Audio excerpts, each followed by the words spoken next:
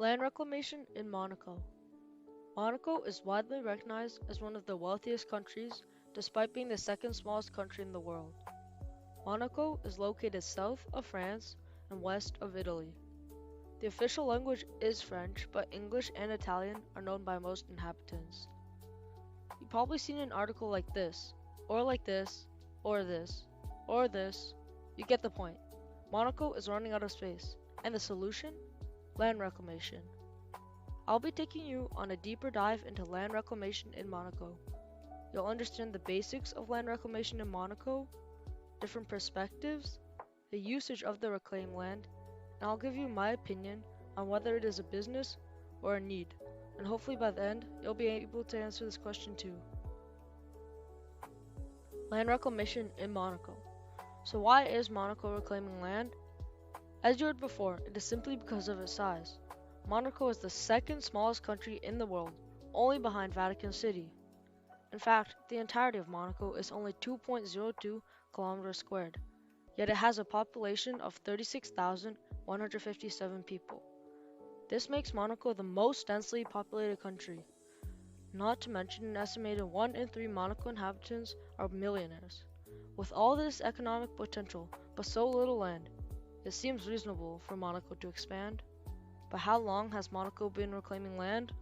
Monaco has been reclaiming land in the Mediterranean Sea since 1880 and still is to this day.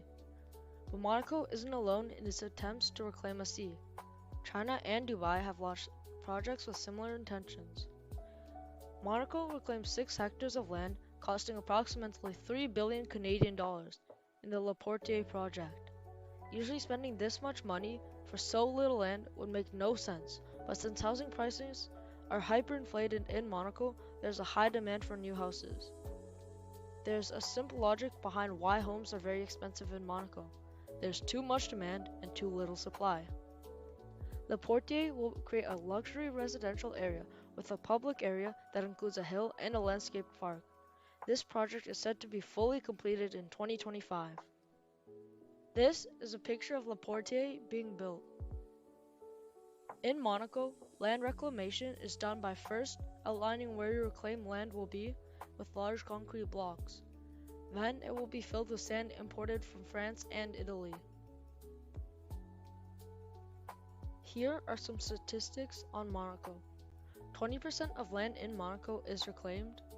Immigrants make up 68% of Monaco's total population, and less than 1% of Monaco's land has agriculture. What are the different perspectives on land reclamation in Monaco? Economic perspective.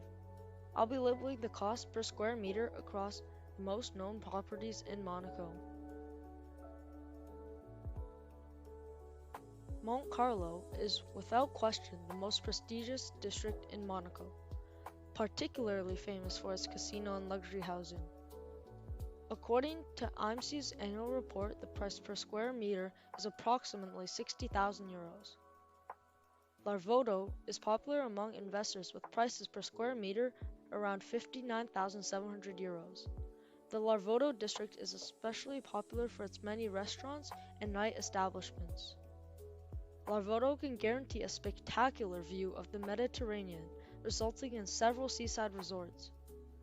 Fontvieille, similar to the Larvoto district, is popular among investors. The cost per square meter is 58,800 euros, which is, again, similar to the Larvoto district. The heliport, many restaurants, and bars all entice many investors. La Condamine has an international school, a marina, and several shopping streets. In 2022, the price per square meter is around 44,400 euros.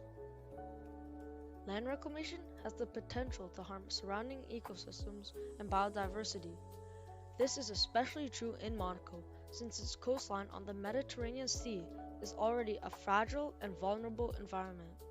But measures have already been taken to preserve marine life. Monaco has implemented strict environmental standards to limit the damage to the wildlife and floral, as well as insisting that any further expansion must be on stilts, similar to an oil rig, to minimize disturbance of the seafloor.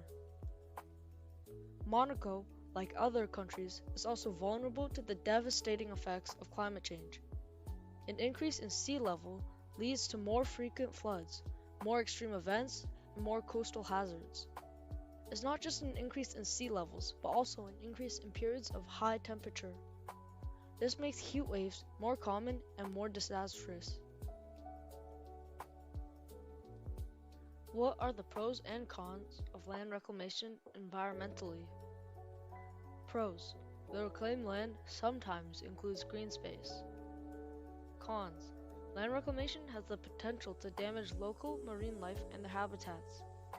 Land reclamation can also alter tidal patterns by changing the shape of the seabed, which leads to damage of the ecosystem. It can also lead to more prevalent flooding. Well, how does land reclamation impact Monaco citizens? There's the obvious benefit of more land, but starting a land reclamation project can be the tough part. Usually these projects begin with acquiring coastal land, but that often leads to the people living on the land to be forcefully displaced. This can lead to long negotiations with the landowner, which could lead to social conflict. But are they even using their land effectively? Well, we all know that Monaco is filled with millionaires, and to say the least, their lifestyles are not cheap. Yachts, casinos, mansions are all scattered across the country, yet still able to hold 36,000 people. You would think Monaco would have an effective city layout, and you would be correct. I've talked about Monaco expanding outwards, but not upwards. Monaco has several high-rise buildings, including the Odeon Tower, Le Mille Fiori, Parc Saint-Romain, etc. Most of these buildings include residential units, like the Odeon Tower. The Odeon Tower is 49 floors tall, with 259 residences, and 62 private luxury residences. It also includes restaurants, offices, spas, a swimming pool, and a gym. As you can see, the Odeon Tower is semi-effective for housing, but it also has a lot of accommodations. Another example of a high-rise residential building is Le Mirabeau. Once a luxury hotel, now is a residential building with 26 floors, and is located in Monte Carlo. Under all the mansions, casinos, and yachts, Monaco is a clean and sustainable country.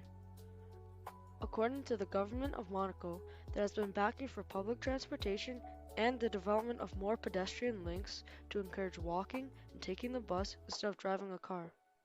It's not just transportation that Monaco is making more sustainable, but also its waste management. There have been many recycling initiatives implemented. Monaco also carefully preserves its green space. An impressive 20% of its land is in a natural environment, including public and private parks and gardens. These areas are also managed in an eco-friendly way by limiting chemical treatments and developing organic pest control methods and preserving water resources. These proactive policies create the sustainable Monaco we see today. But what exactly is on Monaco's reclaimed land? Located in the completely reclaimed Fontville district, Louis II Stadium is home to the country's national soccer team and AS Monaco FC, but also doubles as a track and field arena. But it's not just a stadium. The Salle Gaston Medicine and Indoor Arena is located under the stands of the soccer stadium, and this arena is able to host basketball, volleyball, and handball games, as well as judo and fencing matches, and weightlifting and gymnastics competitions. As you can tell, this stadium is multi-purposeful and a great use of space. In fact, it is the only athletics and soccer stadium in Monaco. There are also several parks scattered across Monaco. To list a few parks on reclaimed land, there's the Rosary, Princess Grace, and Parc Monaco, both located in the Fontville district. Princess Grace Japanese Garden, located on Le Portier, and the Larvoto Playground and Larvoto Beach are both, as the name implies, in the Larvoto district. According to the 2016 Monaco census, approximately 2,344 houses are in the Fontville district, which is completely reclaimed. The Fontville district alone makes up 12% of Monaco's total housing. Approximately 2,735 houses are in the Le Condamine district, which is partially reclaimed. Approximately 977 houses are in the Larvoto district, which is completely reclaimed. The Larvoto district only makes up 5% of Monaco's total housing. So what? Monaco is an example of a country using the method of land reclamation to expand their country. Land reclamation is a popular but damaging method of expansion and can cause irreversible damage to the surrounding marine life and their habitat. Despite knowing the potential harm to marine life, several other countries continue reclaiming land unnecessarily. If done with enough care and thoughtfulness, land reclamation is an ingenious solution to a shortage of land.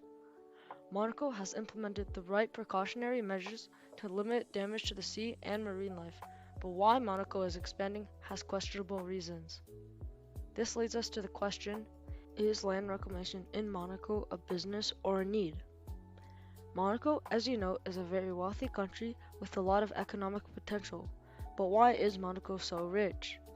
Because it's considered a tax haven, attracting millionaires and corporations, boosting its economy. But this leads back to the question, is it a business or a need?